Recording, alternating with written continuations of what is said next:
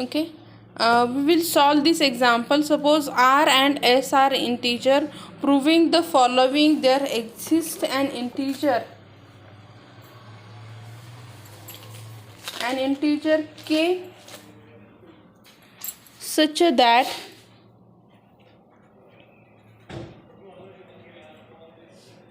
22R plus 18S is equals to 2k। Okay, तो ये example अभी हम कैसे सॉल्व करेंगे। फर्स्ट तो है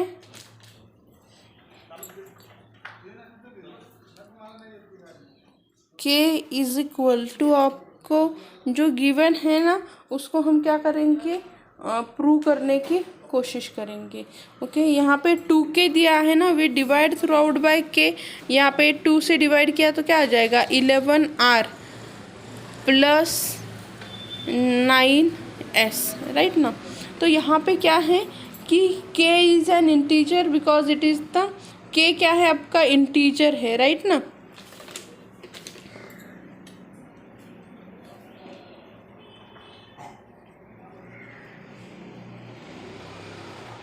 because k is sum and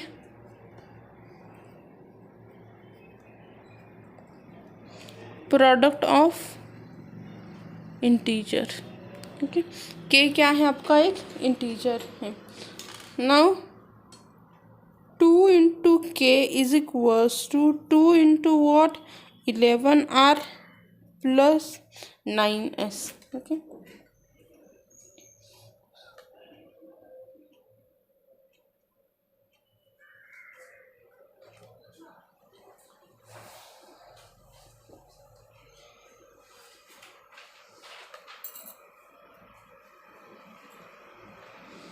सो यहाँ पे हमें क्या प्रूव करना था कि k क्या है आपका इंटीजर है, which is nothing but this is equals to क्या आता है आपका 2k is equals to 22R plus यहाँ पे 18S। Okay, so by distribution law of algebra it is an integer.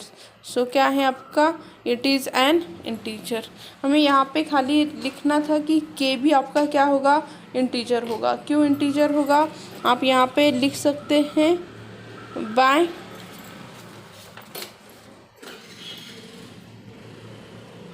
Distribution law.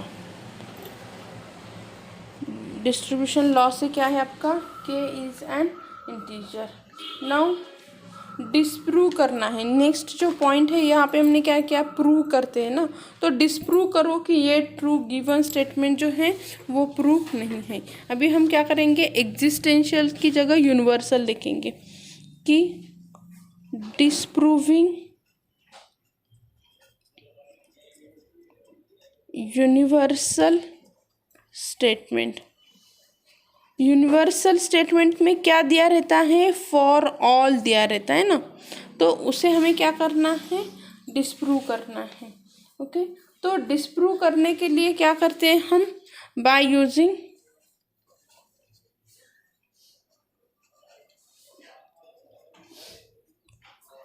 Counter example.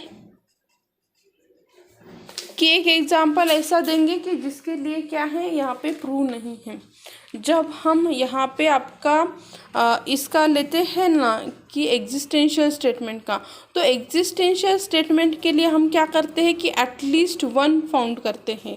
जब मैं आपका यूनिवर्सल स्टेटमेंट रहता है, यूनिवर्सल स्टेटमेंट में क्या आ जाता है आपका यहाँ पे फॉर ऑल एक्स ना, तो हमें क्या करना रहता है कि यहाँ पे एटलीस्ट वन काउंटर एग्जाम्पल दिखा के यहाँ पे शो करना रहता है कि एटलीस्ट वन ऐसा है एक्स की जिसके लिए आपका क्या नहीं हो रहा है, प्रूव नहीं हो रहा है। ओके, तो यहाँ पे कैसे आ जाएगा आपका,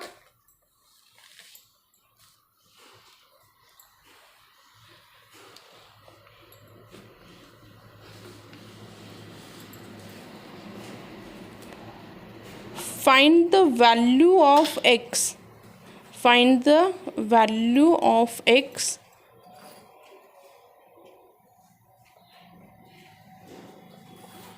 such that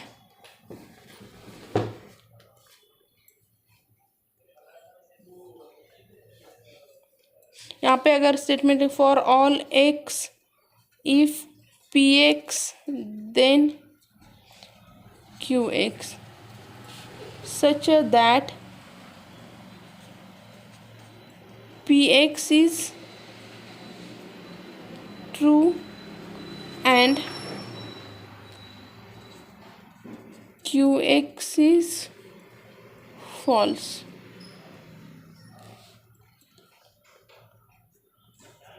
Such x is called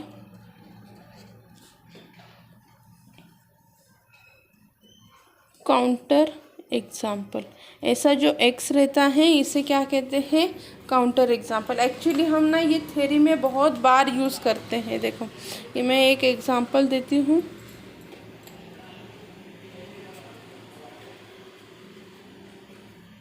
For real number a and b, if a square is equal to b square, then a is equals to b। Okay, यहाँ पे उन्होंने हमें क्या दिया है? For the real number. Okay, तो हमें क्या करना है कि इसे फॉल्स से ऐसे प्रूव करना है। ओके, तो मैं यहाँ पे इसका स्टेटमेंट लेती हूँ।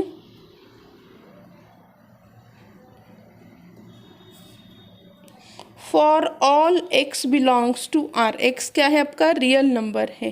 Okay, for all x belongs to R, या फिर आप इसे कैसे लिख सकते हैं कि for all real number a and b, if a square is equal to b square, then a is equals to b। अभी हम क्या करते हैं? इसका काउंटर एग्जाम्पल लेते हैं।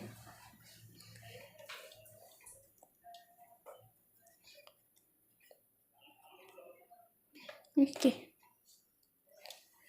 हियर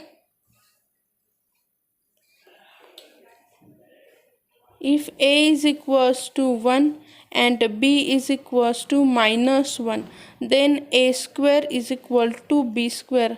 मीन्स क्या है कि 1 का स्क्वायर इज इक्वल टू -1 का square, but a is not equal to b। But क्या है आपका?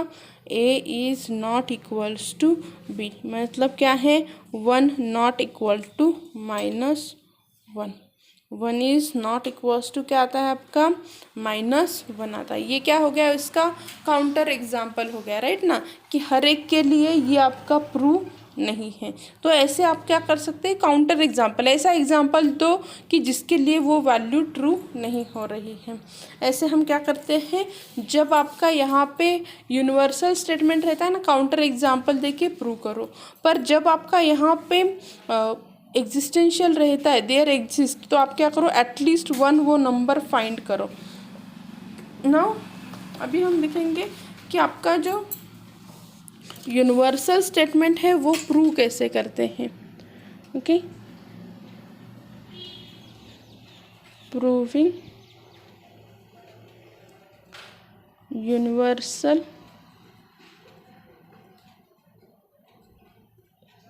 स्टेटमेंट। तो इसे प्रूव कैसे करेंगे हम? यूनिवर्सल स्टेटमेंट में क्या दिया रहता है आपका यहाँ पे कि for all x belongs to D,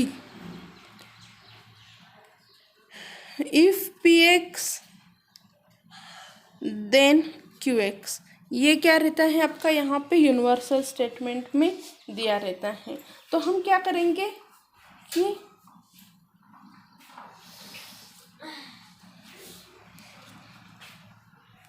point लिखो कि अगर आपका D is a finite set, D is an finite set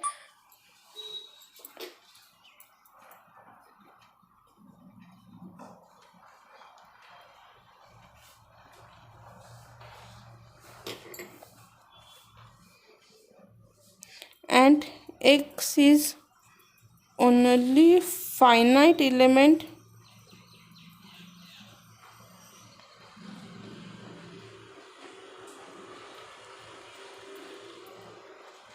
satisfy px, so statement is true. Okay, तो स्टेटमेंट क्या रहता है आपका? ट्रू रहता है इस दिस मेथड से।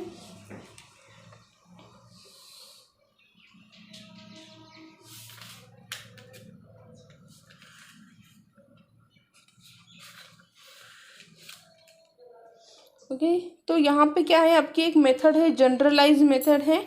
उसे हम देखते हैं कि हम क्या करते हैं कि जनरलाइज करते हैं। बहुत बड़ा है ना, हमें क्या करना है एवरी एलिमेंट के लिए, तो हम एवरी एलिमेंट के लिए नहीं प्रूव करेंगे। उस वक्त क्या कहते हैं कि जनरलाइज मेथड यूज़ करते हैं। मेथड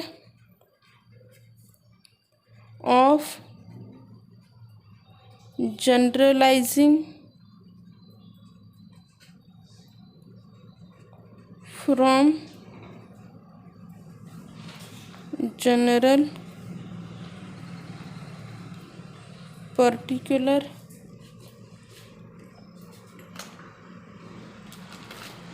ये मेथड कैसे यूज़ की जाती हैं? To prove every element of a set satisfies a certain property।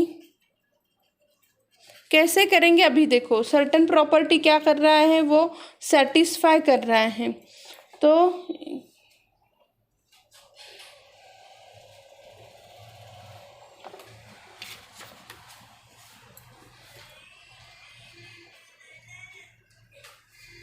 choose arbitrary x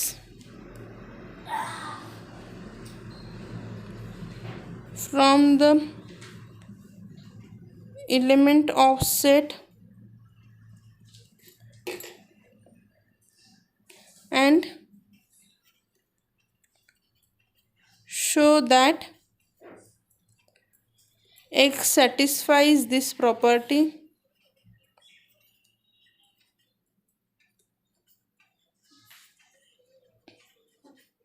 example के लिए देखो कि हम लिखते हैं कि for all n belongs to i, अभी जो लिया कि n is equals to 2k। जब हम ऐसी प्रॉपर्टी जब हम लिखते हैं ना, तो यहाँ पे हम हर एक n के लिए लिखेंगे क्या, for n is equals to 1, क्या आ जाएगा आपका, sorry k is equals to 1, n is equals to 2, k is equals to 2, here n is equals to 4। ऐसे हम प्रूव नहीं करते बैठते, तो हम क्या करते हैं, कौन से भी आर्बिटरी नंबर्स के लिए क्या करते हैं, वो एक शो करते हैं। ओके, सो हम यहाँ पे कोई भी आर्बिटरी नंबर ले लेंगे और उसके लिए क्या करो, वो शो करो। ये एक मेथड रहती है।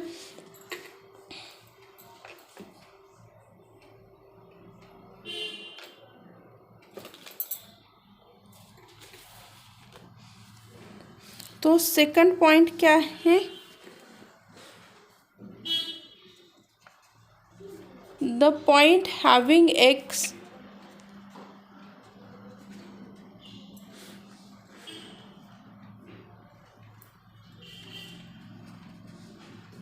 टू बी जेनेरिक और आर्बिटरीली, उसे चूज करो, and is to make to prove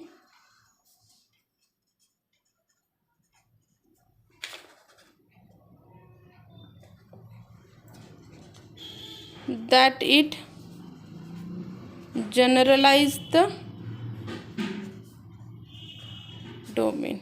okay, जो हमारे पूरे डोमेन के लिए क्या हो जाएगा, आपका प्रूव हो जाएगा। ये एक मेथड है।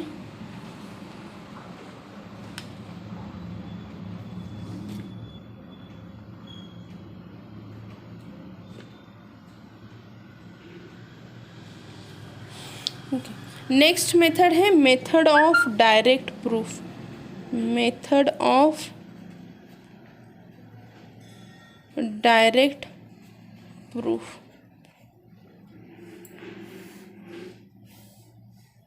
डायरेक्ट प्रूफ में हम क्या करेंगे कि जहाँ पे आपको दिया है, यहाँ पे स्टेटमेंट आपको दिया हो है कि for all x belongs to D, if Px then Qx, ऐसे आपको क्या है स्टेटमेंट दिया हुआ है।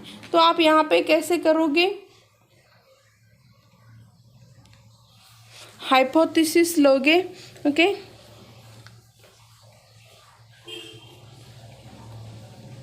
ये आपका स्टेटमेंट है। ओके, आप यहाँ पे क्या करोगे,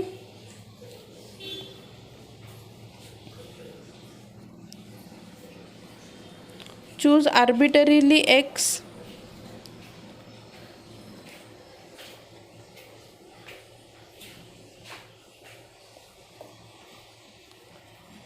element of D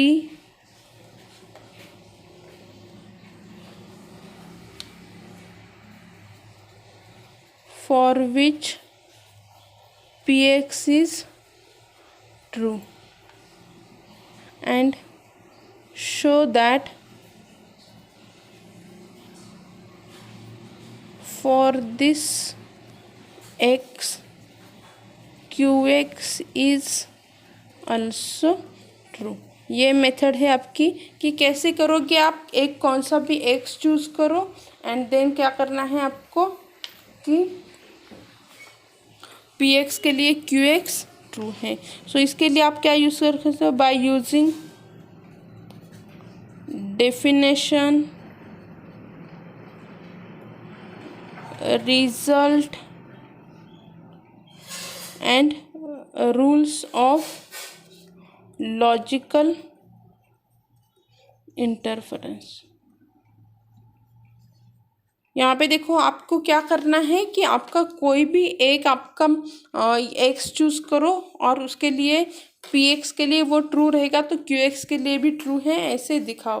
तो ये ट्रू करने के लिए आप क्या करो, कोई भी डेफिनेशंस या फिर रूल्स है या फिर आपके जो भी लॉजिकल इंटरफेरेंस है उसको दिखा के, जैसे अभी हमने देखो ये एग्जांपल लिया था ना कि ये देखो बाय डिस्ट्रीब्यूशन लॉ, ये क्या है कि आपके लॉ के हिसाब से क्या है कि ये प्रूव है। इसे कहते हैं कि क्या है कि हमने किसी भी एक के लिए ले लो और वो सबके लिए ट्रू है, ऐसे दिखाओ। ओके, नेक्स्ट है यहाँ पे, इसी में पॉइंट है आपका यहाँ पे कि फॉर्मल रिस्टेटमेंट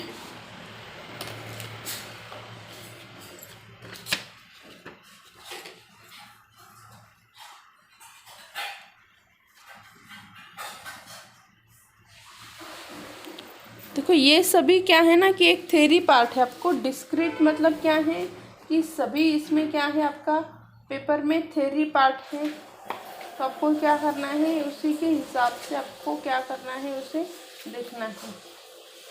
जैसे जैसे हम आगे जाएंगे तो उसे कंप्यूटर में हम कैसे यूज़ करेंगे वो चीज़ आपको धीरे धीरे समझ में आ जाएगी कि कैसे हम उसे ये करते हैं।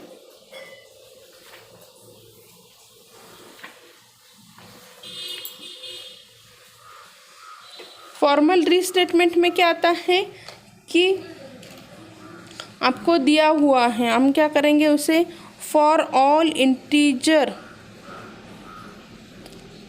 m and n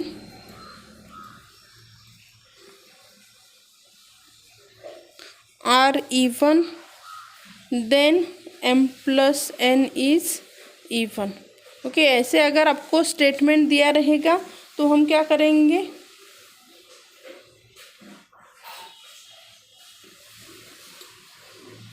we prove this statement